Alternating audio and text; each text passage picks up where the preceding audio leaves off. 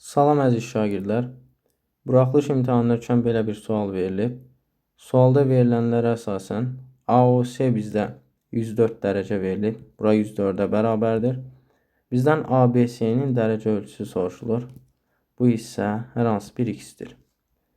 Biz buradan nə eləyə bilərik? İlk öncə görürük ki, O nöqtəsi çevrənin mərkəzidir. O zaman AOC nədir? Daxilə çəkilmiş bucaqdır. Daxilə çəkilmiş bucaqda söykəndik qövsə bərabərdir. O zaman bu qövsdə nədir? 104 dərəcədir. Ümumi çevrə də bilirəm ki, 360 dərəcədir. Bu hissəyə 104 düşürsə, yerdə qalan bu A-dan C-yə olan bu hissə nəyə bərabər olar?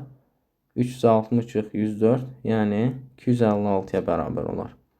Digər tərəfdən bizim bu X adlandırdığımız bucaq nədir bəs? Daxilə çəkilmiş bucaqdır. ABC bucağı. Baxın, bu ABC daxilə çəkilmiş bucaqdır. Daxilə çəkilmiş bucaqda bilirik ki, söykəndik qövsün yarısıdır. Yəni 256-nı bölsəm 2-yə, x-i taparam nə? X bərabərdir 128 dərəcə.